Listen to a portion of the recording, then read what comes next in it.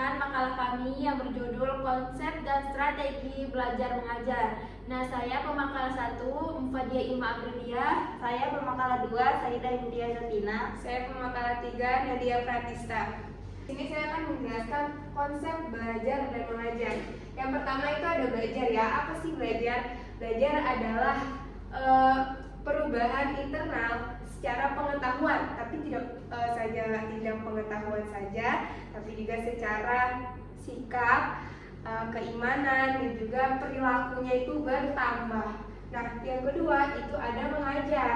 Mengajar adalah proses interaksi antara guru dan siswa untuk mencapai suatu tujuan. Nah, untuk mencapai suatu tujuan itu teman-teman dibutuhkan yang namanya strategi belajar. Kalau misalnya dalam prinsip PAI itu menggunakan prinsip PAIKEM, ya, ini pembelajaran aktif, inovatif, kreatif, efektif, dan juga menyenangkan.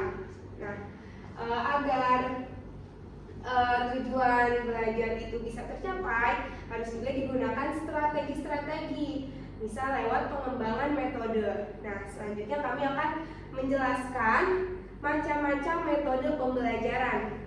Yang pertama ada metode ceramah. Metode ceramah ini sering banget ya digunain di kelas manapun, di tempat apapun ya, tidak hanya di kelas saja.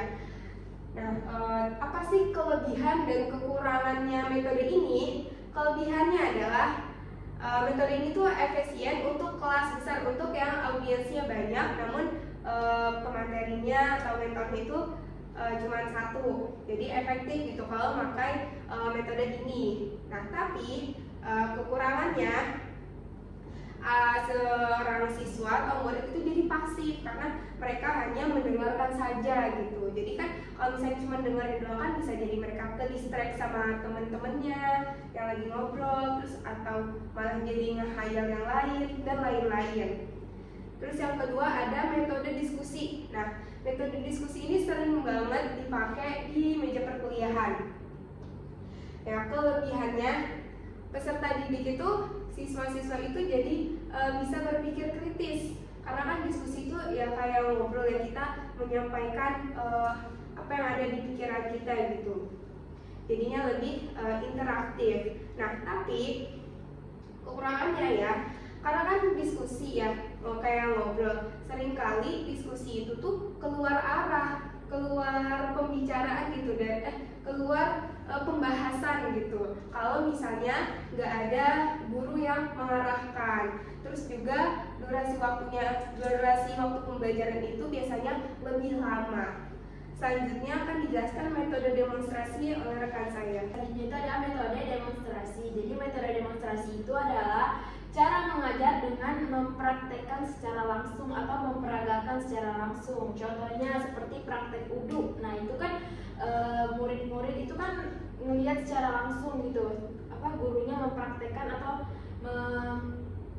memperagakan uduk tersebut gitu. Tujuannya apa? Supaya siswa itu lebih paham dan melihat secara langsung, kan karena siswa itu cara ininya berbeda-beda. Nah, selanjutnya itu adalah metode drill atau metode latihan. Jadi metode drill atau metode latihan ini adalah metode pembelajaran yang dilakukan secara berulang-ulang. Contohnya seperti apa? Contohnya seperti menghafal. Nah, itu kan kita menghafal itu nggak cuma sekali 2 kali baca doang kan, biar bisa masuk ke dalam otak gitu. Jadi harus berulang-ulang gitu. Tujuannya supaya apa? Supaya meningkatkan kecepatan, ketepatan, dan keterampilan siswa. Lanjut, itu ada metode sosiodrama. Jadi metode sosiodrama ini adalah metode pembelajaran yang dilakukan dengan cara bermain peran atau berakting gitu. Contohnya seperti siswa tuh memerankan konflik di lingkungan sosial gitu, atau di lingkungan sekolah gitu. Tujuannya apa? Tujuannya itu untuk melatih empati, sikap sosial, dan kemampuan memahami peran orang lain. Terus ada metode kerja kelompok. Nah, ini juga metode kerja kelompok ini hampir sama-sama metode berdiskusi ya teman-teman. Nah, metode kerja kelompok itu adalah metode pembelajaran yang dilakukan dengan membagi siswa ke dalam kelompok kecil untuk membentuk kerja sama. Contohnya kayak diskusi, membuat poster, ataupun memecahkan menyelesaikan masalah bersama. Intinya kayak berkelompok. Tujuannya apa? Supaya melatih kerjasama, tanggung jawab, dan kemampuan berkomunikasi. Lanjut. Nah, selanjutnya ada metode pemberian tugas atau resitasi. Nah, metode ini adalah metode dengan cara memberikan tugas kepada siswa untuk dikerjakan di rumah, kayak PR gitu, pekerjaan rumah. Tujuannya apa? Dengan melatih kemandirian, tanggung jawab, dan pemahaman materi. Selanjutnya akan dijelaskan oleh rekan saya. Selanjutnya ada kunjungan studi atau study visit atau field trip, yaitu strategi pembelajaran yang kontekstual yang dilakukan di lingkungan langsung gitu, lingkungan nyata. Siswanya dibawa ke lingkungan nyata kayak museum, pabrik, industri gitu, institut yang terkait. Pembelajaran langsung ini itu untuk mengamati, mempelajari dan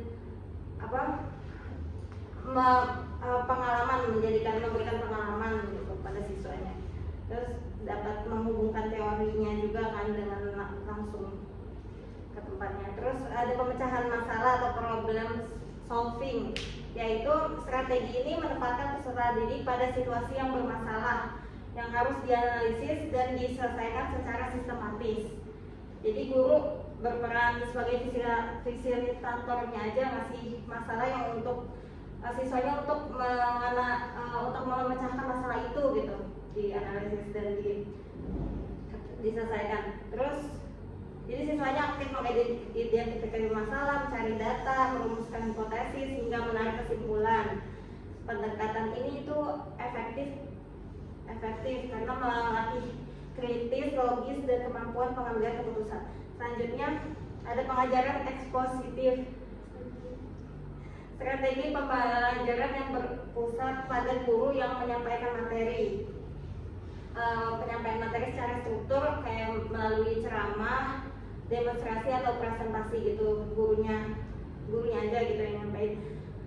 Strategi ini tuh efektif untuk konsep dasar, informasi faktual, dan materi yang bersifat teoritis dalam waktu yang relatif sebentar. Jadi gurunya yang menyampaikan materinya aja gitu yang langsung ke siswa. Selanjutnya ada discovery learning atau pembelajaran penemuan, yaitu strategi discovery ini mendorong siswa untuk untuk menemukan konsep atau strategi atau prinsip gitu.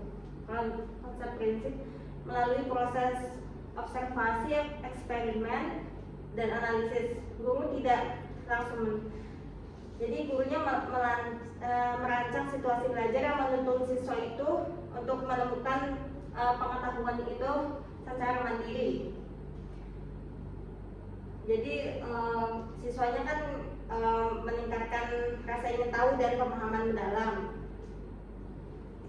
Siswanya didorong untuk membuat sendiri konsep, prinsip, atau aturan melalui pengamatan dan eksperimen. Prosesnya itu meliputi pemberian rangsangan, identifikasi masalah, pengumpulan data, pengolahan data, pembuktian, dan penarikan kesimpulan. Selanjutnya ada studi kasus. Studi kasus ini menggunakan peristiwa nyata atau simulasi sebagai bahan pembelajaran. Siswanya diminta untuk menganalisis situasi, mengidentifikasi masalahnya, terus merumuskan solusi berdasarkan teori itu. Strategi ini sangat efektif untuk mengembangkan kemampuan argumentasi, analisis, dan penerapan konsep dalam konteks kehidupan nyata. Metode pembelajaran dengan menganalisis situasi atau kasus nyata untuk mengembangkan kemampuan berpikir kritis dan analisis. Jadi studi kasus dari peristiwa yang terjadi di nyata dan menganalisisnya. Selanjutnya untuk selanjutnya itu ada kesimpulannya ya. Kesimpulannya itu konsep dan strategi pengajaran merupakan komponen penting dalam proses belajar dan mengajar untuk mencapai tujuan yang pendidikan secara efektif. Berbagai metode pembelajaran yang telah diuraikan mempunyai karakteristik dan kelebihan dan keterbatasan masing-masing.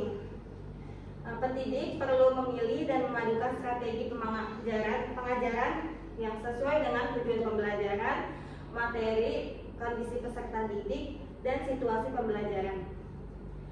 Dengan penerapan strategi yang tepat, proses pembelajaran tidak hanya meningkatkan pemahaman, tetapi juga pemahaman pengetahuan, tapi juga mengembangkan keterampilan, sikap, serta nilai-nilai akhlakul karimah pada peserta didik. Sekian presentasi kami dari kelompok 6, kurang lebihnya mohon maaf.